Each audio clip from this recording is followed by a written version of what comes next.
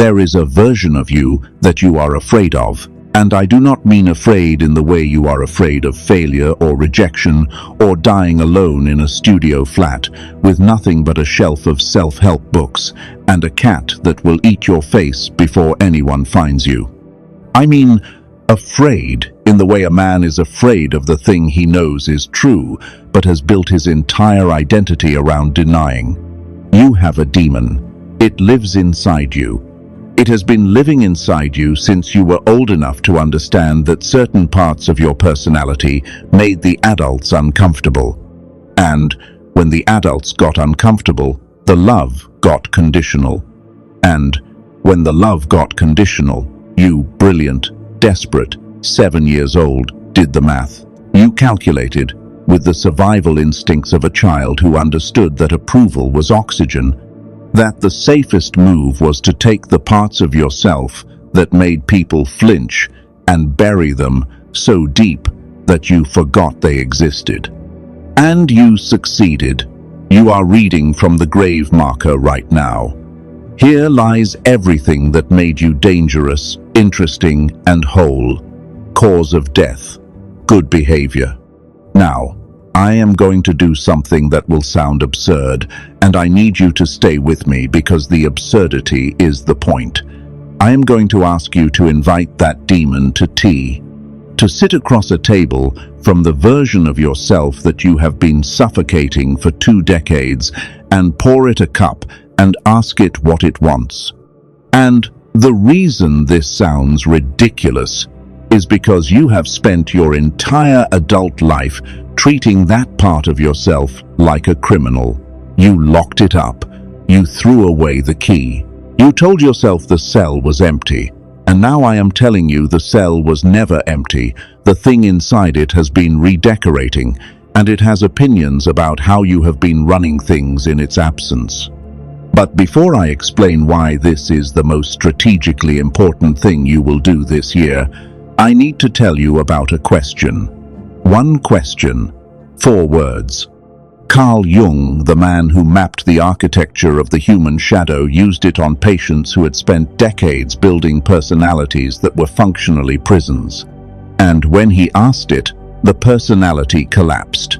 Not slowly, not gracefully. The way a building collapses when someone finally taps the one load-bearing wall that was cracked the entire time.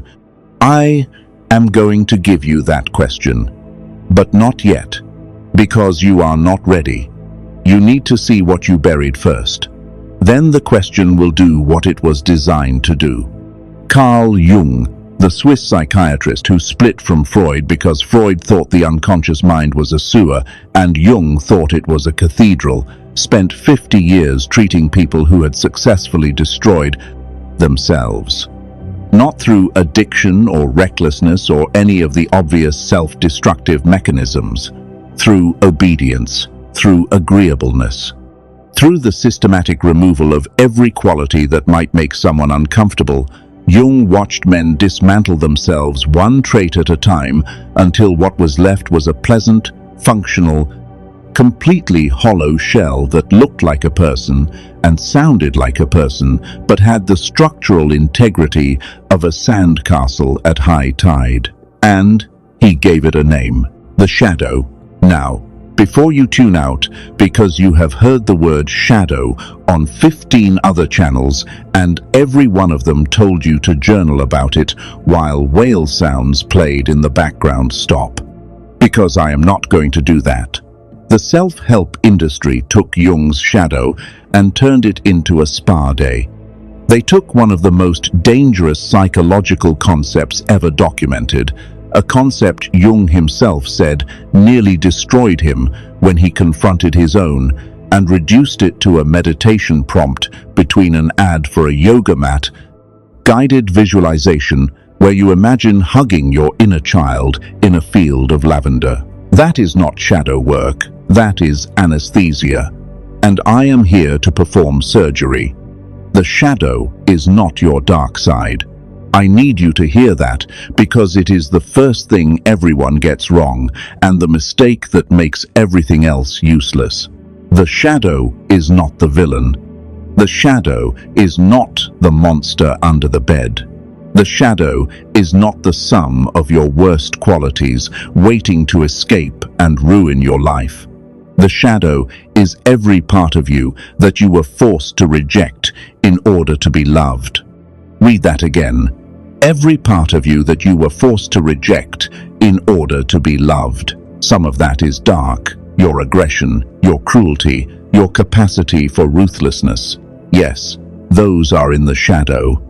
But here is the part that should make you want to put your fist through the screen. Your shadow also contains your power, your ambition, your sexuality, your competitive fire. Your ability to say no without a trailing paragraph of apology that returns the power you just tried to claim. Every quality that was too loud, too selfish, too inconvenient, too much for the people whose approval you needed to survive childhood, that quality went into the shadow. Not because it was bad, because it was costly. And a child cannot afford costs. A child can only afford compliance. Screenshot this. You did not just bury your demons, you buried your weapons. And you have been walking through a world that is already armed, wondering why you keep losing fights you should be winning, and blaming it on bad luck, when the real reason is that your ammunition is locked in a box you sealed shut at 7 and have been sitting on ever since, like a man guarding a safe. He forgot the combination too.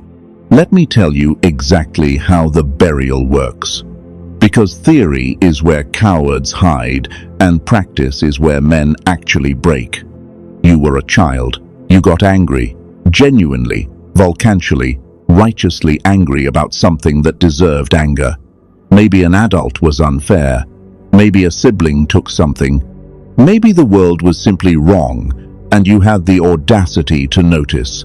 And you expressed that anger the way children express anger, loudly, physically, without the diplomatic language and emotional regulation that you had not yet developed because you were 6 and your prefrontal cortex was still under construction, and anyone who expected otherwise was expecting a fish to file taxes.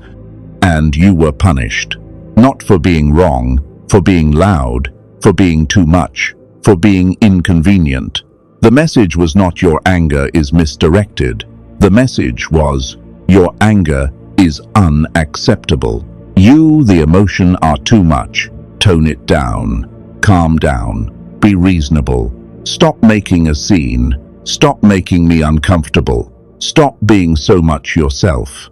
And you survival-oriented, love-dependent, terrified 6-year-old genius that you were decoded that message with perfect accuracy and made a decision that would cost you the next 30 years of your life.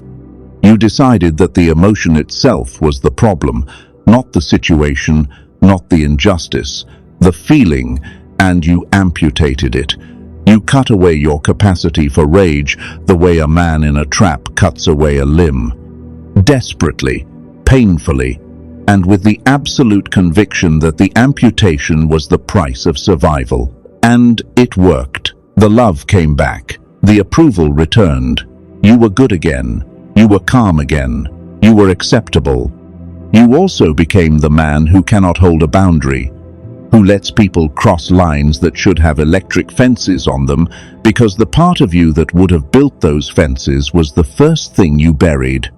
You became the man who apologizes for taking up space, who gives away his plate at the banquet and then wonders why he is starving, who designed a personality that invites exploitation and then acts stunned, genuinely bewildered when the exploitation arrives on schedule, wearing a smile, carrying a clipboard, and asking for more.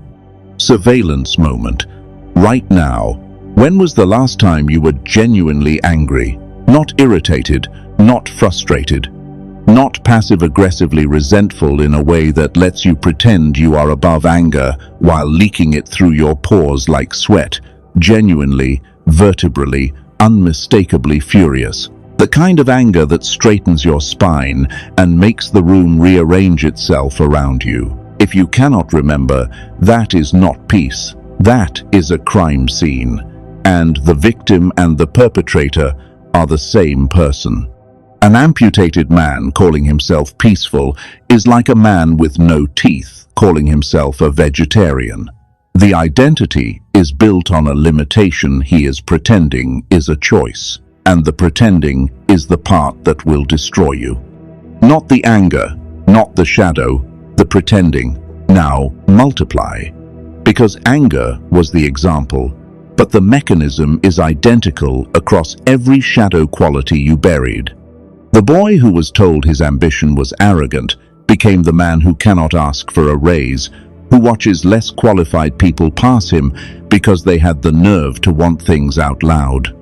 The boy who was told his selfishness was shameful became the man who gives until he is empty, who cannot say no without feeling like he committed a crime, who builds his entire schedule around other people's needs, and then wonders why his own life looks like someone else's waiting room. The boy who was told his sexual desire was dirty became the man who is rigid, controlled, unable to be present in his own body, who treats intimacy like a performance review rather than a conversation. The boy who was told his competitive ruthlessness was ugly became the man who voluntarily removes his own pieces from the chessboard and then is confused truly, sincerely confused when he loses every single game to opponents who kept theirs. Every amputation left a gap. Every gap became a door, and every door let someone in who should never have had a key. Jung watched this pattern destroy patients for 5 decades, not dramatically, quietly. The way water destroys a foundation, invisibly, patiently, from underneath. And he documented something that should rewrite how you see every failed relationship, every act of self-sabotage, every pattern you have repeated so many times. The wreckage has become furniture. Shadow projection. The qualities you refuse to own in yourself, you project onto others. And then you either worship them or marry them or both. And the marriage is always a disaster. Because you are not in love with a person. You are in love with the fragment of yourself you handed to a stranger because you were too afraid to carry it. The man who buried his aggression marries someone aggressive, not by accident, by design. His unconscious mind, the shadow operating the controls from underneath, scans every room for the person who carries the trait he disowned. And when it finds her, it lights up. Chemistry, he calls it. Attraction, spark. What he is actually feeling is recognition. The shadow found its missing piece wearing someone else's face, and now she carries his rage for him. She holds the boundary. She fights the fight. She does the thing he amputated, and he resents her for it. Deeply, silently, unfairly, he resents the person he chose specifically because she carries the quality he was too frightened to keep. Here is the sentence that should rewrite every relationship retrospective you have ever conducted at 3 in the morning. You do not attract what you want, you attract what you have disowned. Your shadow is a matchmaker with terrible intentions and impeccable aim. And the reason your relationships keep failing is not that you choose wrong. It is that your shadow chooses for you. And the shadow chooses the person who carries the exact quality you rejected so it can get close to the thing it lost, even if getting close looks like a love story that ends in wreckage. Surveillance moment. Think about your last 3 relationships, not the reasons you tell people they ended. The real reason. The one you tell yourself at 2 in the morning when there is no audience to perform for. Now look at the person you chose. What quality did they carry that you do not? Were they assertive where you are passive? Were they decisive where you hesitate? Were they selfish where you sacrifice? Were they sexually confident where you are restrained? Whatever the quality is that is your shadow's shopping list. It has been ordering the same thing over and over, sending it to your address, and you keep returning it because the packaging terrifies you. But the shadow keeps ordering. Because the shadow does not care about your comfort, it cares about your completeness. And it will keep delivering the same lesson in different faces until you stop returning it and start opening the box. Robert Greene, a man who built his career on mapping the dark patterns Jung identified, wrote that people are drawn to their opposites not because opposites attract, but because the psyche seeks wholeness. It does not seek comfort. It does not seek compatibility. It seeks the missing piece. And if you have refused to carry the missing piece yourself, your psyche will find someone who carries it and attach you to them with the force of a magnet that does not care whether the attachment feels like love or like a slow-motion car crash. The attraction is the shadow. The chemistry is the unmet need wearing a face you find beautiful. And the heartbreak every single time is the moment you realize you fell in love not with a person but with a part of yourself you were too afraid to reclaim. Pattern interrupt. Tea service. I want you to picture something. You, a table, 2 chairs, a teapot, candlelight, and sitting across from you is the version of yourself that you have spent your entire adult life pretending does not exist. The selfish one, the aggressive one, the one with the appetite that does not apologize, the one who wants more than you are currently settling for and has the ruthlessness to take it. The one who would have held the boundary 6 months ago instead of smiling while someone dismantled you one kindness at a time.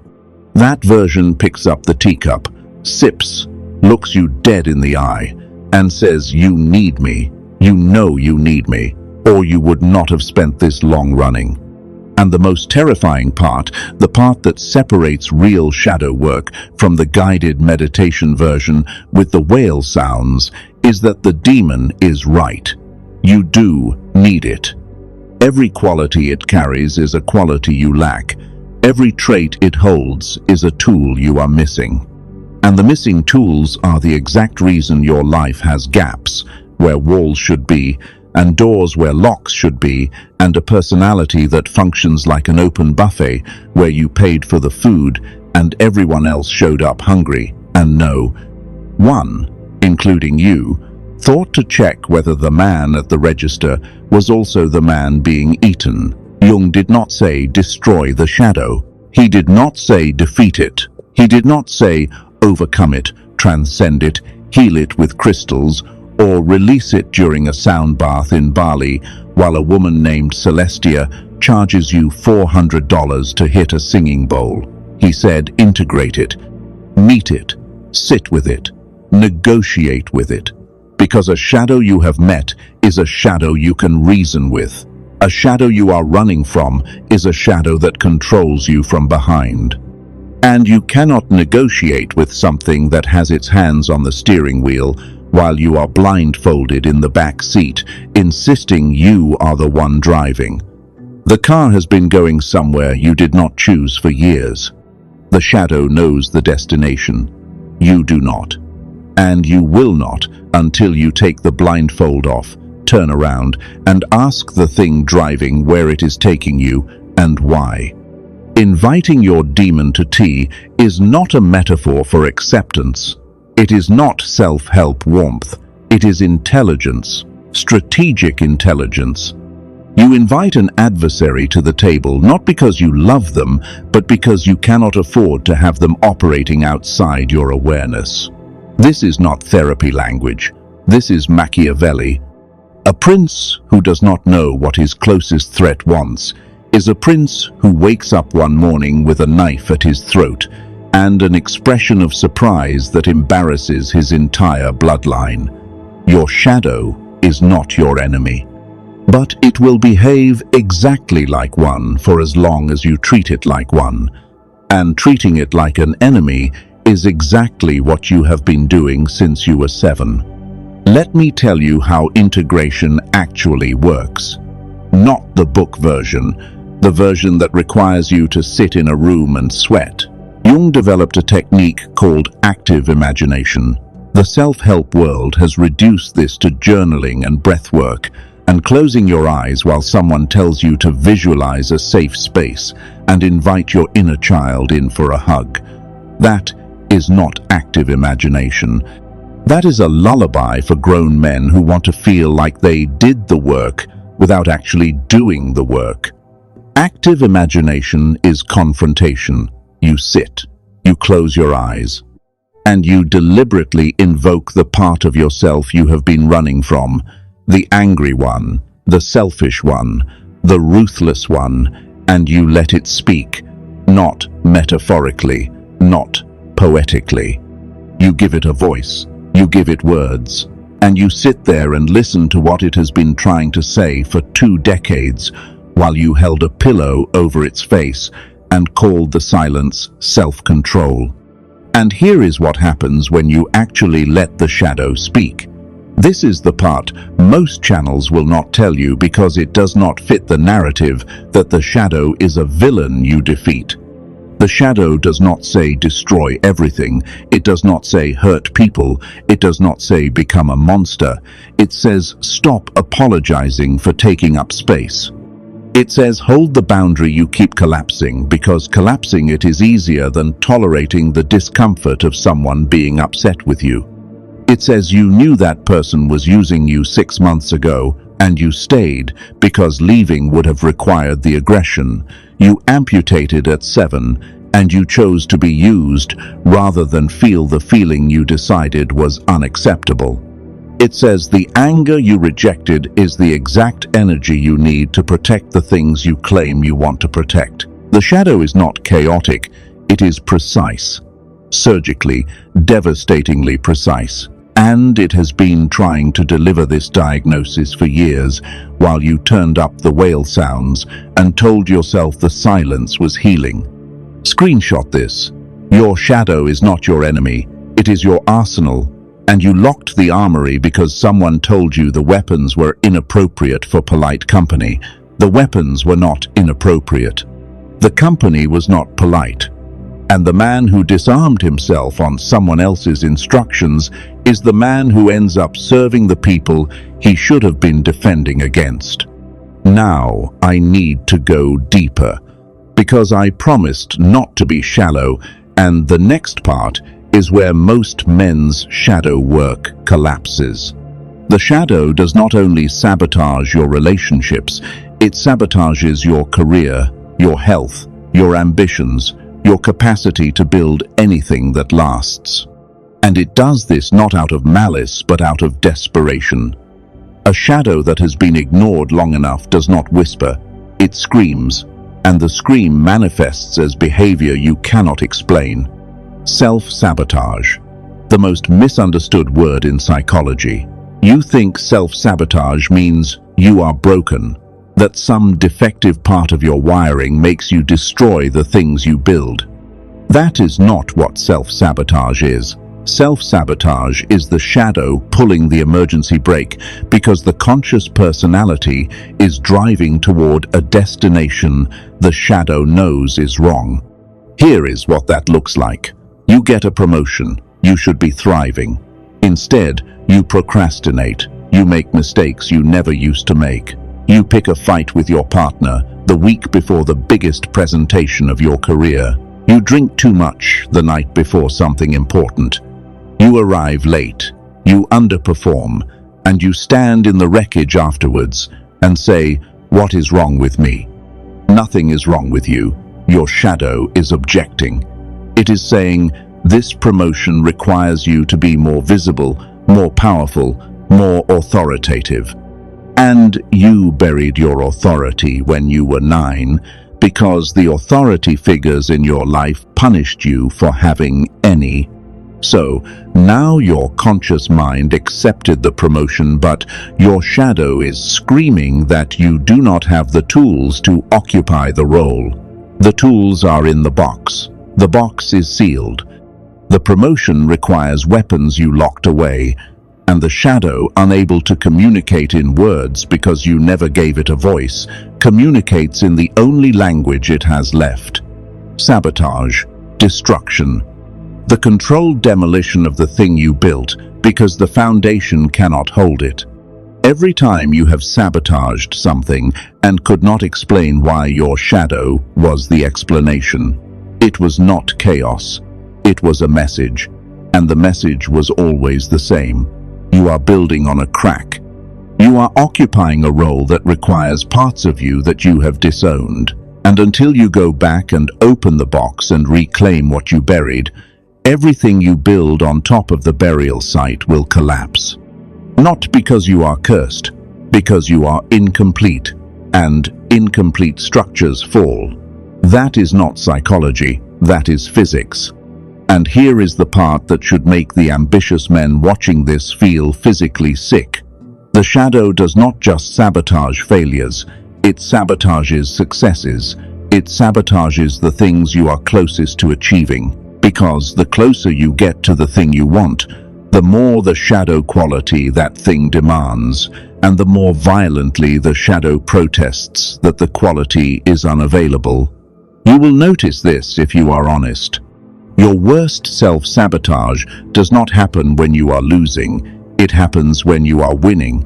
It happens at the threshold, at the promotion, at the third date with the person who is actually good for you.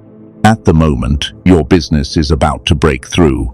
The shadow detonates at the moment of maximum potential, because that is the moment when the gap between who you are and who you need to be is most unbearable.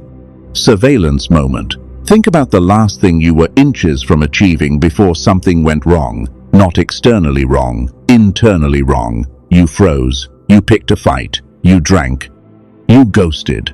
You found a reason to disqualify the opportunity before it could expose the gap you have been hiding. The sabotage was not random, it was surgical. Your shadow identified the exact moment when the missing quality would have been required, and it pulled the emergency brake because you never gave it a better option. The shadow is not your saboteur. It is your alarm system, and it will keep triggering until you address the fire instead of smashing the alarm. Surveillance moment. Think about the last thing you sabotaged, the opportunity you tanked, the relationship you torpedoed, the goal you were inches from achieving before you did something inexplicable that blew it up. Now ask yourself, what quality would completing that thing have required? Assertiveness, visibility, vulnerability, selfishness, aggression. Whatever the answer is, that is the shadow quality you buried. That is the weapon you locked in the box. And the sabotage was the shadow's way of telling you that you cannot win a war with an empty holster. Machiavelli, a man who would have found modern psychology quaint, understood this at an operational level 5 centuries before Jung gave it a name. He wrote that a prince who denies his own capacity for violence does not become peaceful. He becomes a target, because the enemies of a peaceful prince do not check whether his peace is a choice or a limitation. They simply act, and the prince who chose to disarm discovers that the world does not reward the harmless, it consumes them. Machiavelli did not write this as cruelty, he wrote it as a warning. The same warning Jung issued from a therapy chair instead of a Florentine prison. The qualities you deny do not disappear. They become the qualities other people use against you. The man who denies his ruthlessness will be outmaneuvered by someone who kept theirs.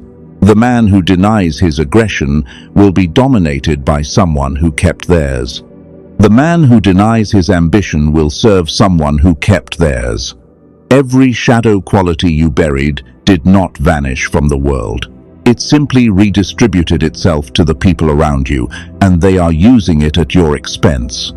Here is where I tell you the thing you are going to resist hearing, because it implies something about your entire life that you are not ready to face.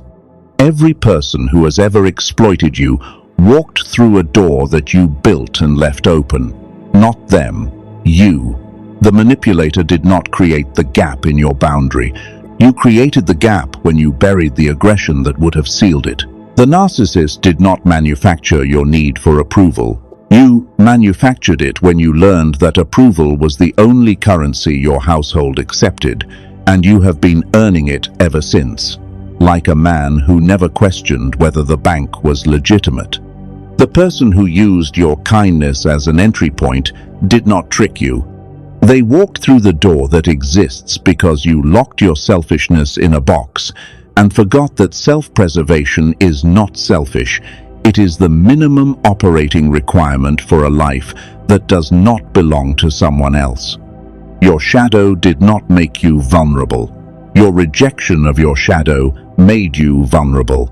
And the vulnerability is not a condition.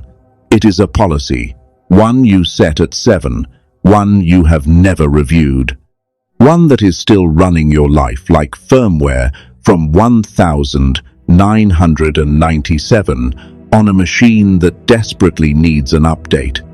Now, the question, the one I have been holding since the first minute, the one Jung used like a scalpel on patients who had constructed entire personalities out of denial and called the construction a self. 4 words. What are you avoiding? Not what are you afraid of. Fear is surface. You already know your fears. You rehearse them nightly. They are practically roommates. Avoidance is deeper. Avoidance is the thing you will not look at. The conversation you have been postponing for months that would require you to be confrontational, and you buried confrontation at age 8.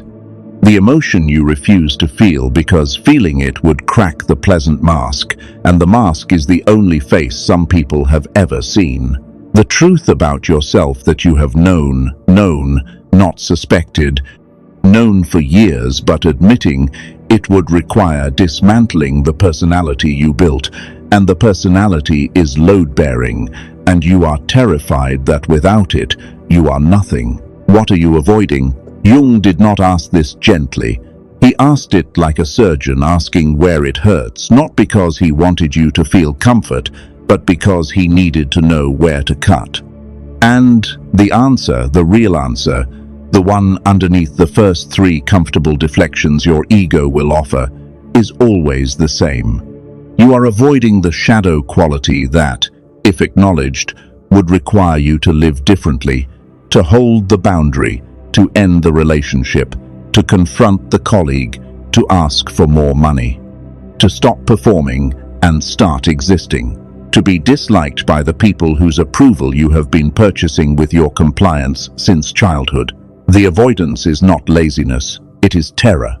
Because the shadow quality you are avoiding is the one that would demolish the personality you constructed, and the personality is the only version of you that has ever been approved of. Acknowledging the shadow means risking the approval, and you would rather be exploited and approved than whole and questioned. Sit with that. Sit with the possibility that your entire operating system, the nice one, the reasonable one, the one who never makes a scene, is not who you are. It is who you became to survive. And survival strategies that outlive the threat they were designed for become the threat themselves. You are running survival software from childhood in an adult environment, and the software is not protecting you anymore. It is keeping you small. It is keeping you exploitable. It is keeping you incomplete. And incomplete men do not just fail to thrive, they fail to protect what they love. Because protection requires aggression. Ambition requires selfishness.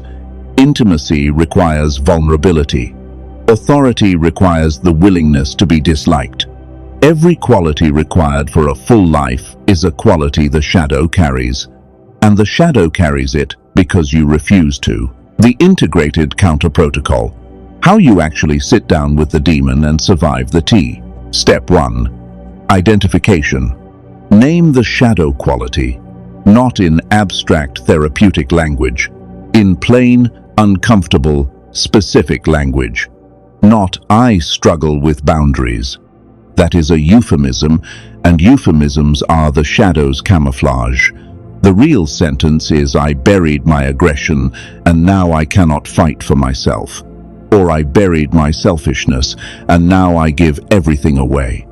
Or I buried my sexuality and now I cannot connect with my own body.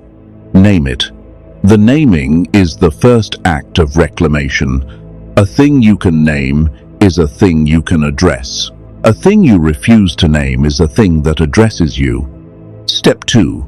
Origin tracking. When was it buried? Not vaguely. Specifically. What happened? Who was there? What was the message? Was it a punishment? A look? A withdrawal of warmth? A sentence someone said that became a life sentence? Track it to the moment. Because the burial always has a location. And the location always has a voice, the voice of someone who told you that part of you was unacceptable.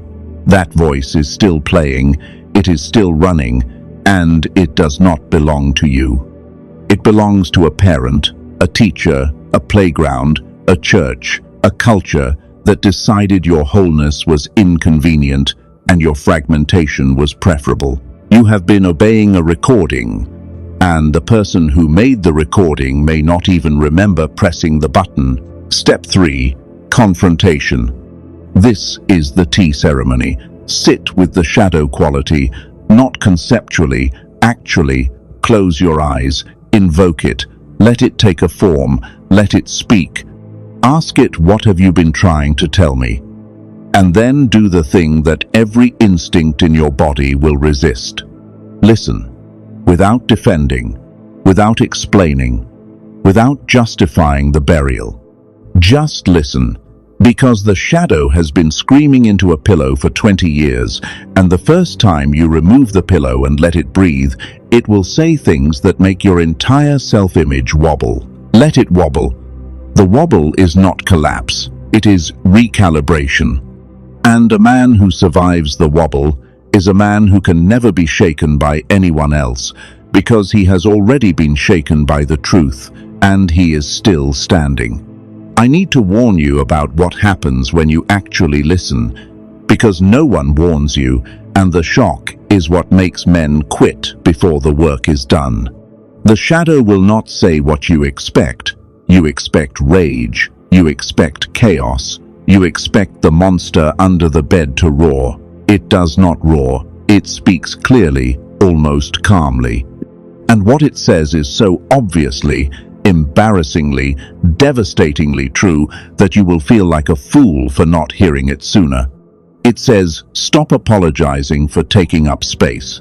It says, hold the boundary you keep collapsing, because collapsing, it is easier than tolerating the discomfort of someone being upset with you. It says, you knew that person was using you 6 months ago, and you stayed because leaving would have required the aggression you amputated at 7, and you chose to be used rather than feel the feeling you decided was unacceptable at 6. It says, the anger you rejected is the exact energy you need to protect the things you claim you want to protect. The shadow is not chaotic, it is precise. Surgically, devastatingly precise. And it has been trying to deliver this diagnosis for years while you turned up the whale sounds and called the silence healing. And the truly terrifying part is the agreement, not the darkness. The agreement. You will sit with the thing you designated unacceptable, and it will say something so true that your entire body confirms it before your mind can object. It will say you have been miserable for 3 years and you are pretending you are fine, or that friendship is costing you more than it gives and you have known it since last winter. Or you want to leave, but you have confused loyalty with obligation, and the difference is your entire life, and you will feel something crack. Not break, crack. Like a window that has been holding against pressure for years, and finally develops the hairline fracture that lets the air in. The air is uncomfortable. The air is necessary. The crack is the beginning of the repair. Surveillance moment. There is something your shadow has been trying to tell you for months. You already know what it is. You felt it land just now. that flicker behind your eyes, that tightening in your chest, the thought you had and immediately pushed away, that is the shadow knocking. It has been knocking. You have been pretending the house is empty. Step 4. Negotiation. You do not hand the shadow the keys. That is possession, not integration. Integration is a treaty between two parts of the same man. The conscious personality says, I hear what you need. The shadow says, I need to be expressed. And together, they find the channel. The aggression does not become violence. It becomes the ability to hold a firm boundary without apology. The selfishness does not become cruelty. It becomes the ability to prioritize your own oxygen mask before you start saving everyone else on a plane that is going down. The ambition does not become greed. It becomes the refusal to accept a life smaller than the one you are capable of building. Step 5. Expression. Use the reclaimed quality. Immediately. Not in a journal, not in a meditation, in reality. Hold the boundary today. Say no today. Ask for the thing you want today. The shadow is not integrated through understanding. It is integrated through action. A quality understood but unexpressed is a quality that returns to the shadow within a week. Action is the lock that keeps the armory open. Stop acting and the door closes again. And the next time it closes, it will be harder to open because the shadow learns. It learns that your invitations are not real, that the tea was a performance, that you will listen but you will not act, and a shadow that has been invited to the table and then ignored is angrier than a shadow that was never invited at all. Marcus Aurelius practiced this every morning. He sat in silence before the court arrived and did what Jung would later call active imagination. He examined the parts of himself that his role as emperor required him to suppress. The rage at incompetent senators, the contempt for sycophants, the desire to simply walk away from a job he never asked for. He did not deny these feelings. He acknowledged them. He gave them space. And then he chose consciously, deliberately, from a position of integration rather than suppression, how to act. That is the difference between a man who is peaceful and a man who has amputated his violence and calls the numbness peace. Aurelius was peaceful. He was also the most powerful man on earth. The two are not contradictory when the peace is a choice rather than a limitation. The man who can sit at the tea table and look his shadow in the eye without flinching is the most dangerous man in any room. Not because he is violent, because he is complete. And complete people do not have entry points. Manipulation requires a gap, a need you cannot meet yourself, a quality you have disowned, a door you left open, because the part of you that would have locked it was the first thing you buried.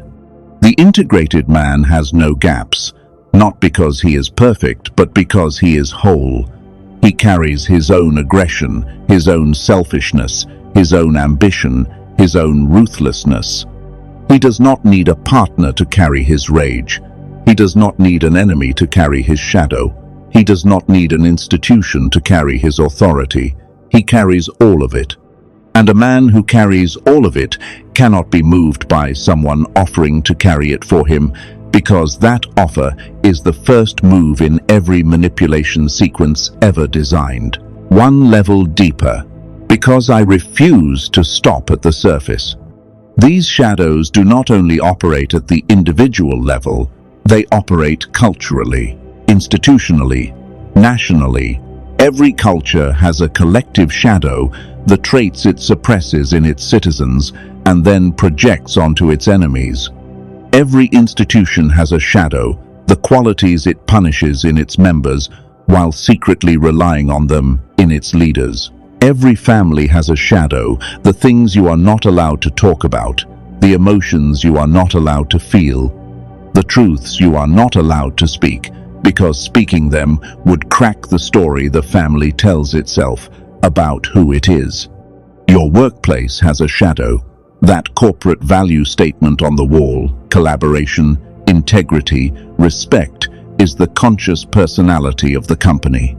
The shadow is the ruthlessness it deploys when profits are threatened, the layoffs it conducts while posting about its people being its greatest asset, the aggression it channels through its lawyers while its CEO gives speeches about empathy. The company buried its shadow the same way you buried yours, by performing a personality that is incomplete and punishing anyone who names the gap. If you have ever been punished for being too direct in a company that claims to value transparency, you met the corporate shadow.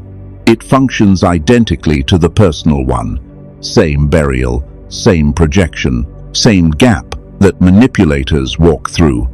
Your family has a shadow, the thing that happened that nobody talks about, the parent whose behavior everyone accommodates but nobody names, the emotion that is not permitted at the dinner table, the ambition that is reframed as selfishness, the anger that is medicated instead of examined. You inherited a family shadow the same way you inherited your eye color, not by choice but by proximity. And some of the qualities you buried were not even yours to bury. They were the family's. You volunteered to carry the repression because someone had to, and you were the child who cared the most about keeping the system stable. You became the peacemaker, the good one, the easy one. And the ease was purchased by burying qualities that the family system could not tolerate. You are carrying a shadow that is partially yours and partially inherited. And the inherited parts are the hardest to identify because they feel like reality rather than a choice. Your shadow was not created in a vacuum. It was created by a system, a family, a school, a culture, a religion that needed you to be a certain way. And the parts of you that did not fit the system's needs were designated unacceptable. The shadow is not a personal failure, it is a systemic amputation, and reclaiming it is not self-indulgence. It is an act of rebellion against every system that preferred your fragmentation to your wholeness, because fragmented men are easier to manage. I am going to close this by being honest about the limits, because I refuse to become the thing I just warned you about. Shadow work is not a weekend project. It is not a single meditation. It is not this video. The real work happens after the video ends, in the silence of a room where you are finally honest with yourself about the parts you buried. And the real work is uncomfortable. It is supposed to be uncomfortable. If your shadow work feels peaceful, you are doing it wrong. You are petting the demon instead of listening to it. And a demon that is petted but not heard will burn the house down to get your attention. Also, and this is the part a certain percentage of you need to hear, not every uncomfortable quality you discover in your shadow requires expression. Integration is not permission to become a monster. It is permission to be a complete human being who chooses, from a position of awareness, which qualities to express and when. The aggression is available. You do not have to use it in every conversation. The ruthlessness is available. You do not have to deploy it on people who do not deserve it. The shadow is a toolkit, not a personality. And a man who replaces suppression with indiscriminate expression has not integrated his shadow. He has simply replaced one form of imbalance with another, and both are equally dangerous to live with. The goal is not to become the shadow. The goal is to meet it, to hear it, to negotiate with it, to reclaim the qualities it carries and use them consciously, strategically, with precision in the specific situations where they are needed. A man who can access his aggression when a boundary requires defending but withholds it when the situation calls for patience, that man is integrated. A man who cannot access his aggression at all is suppressed. A man who cannot stop accessing it is possessed. Integration is the narrow path between suppression and possession, and it is the only path that leads to a life that actually belongs to you. Your demon is not your enemy. Your demon is the architect who has been trying to show you the blueprints for 20 years while you covered your ears and called the silence wisdom. The blueprints show where the walls should go, where the boundaries should stand, where the doors should lock, where the windows should open. The shadow has the plans for the life you were supposed to be living, and it has been holding them patiently, furiously, desperately waiting for the invitation that you were too afraid to send. Send the invitation, set the table, pour the tea, and listen. If this changed how you see the war you have been fighting against yourself, there is another video on this channel that takes everything you just learned and turns it outward, how to use an integrated shadow to read people, detect manipulation in real time, and become the kind of person who sees every lever being pulled before it reaches your wiring. The Machiavellian empath. It is the external application of what you just learned internally. Watch it next. The shadow work you just did is the foundation. That video is the building. This is your cold awakening.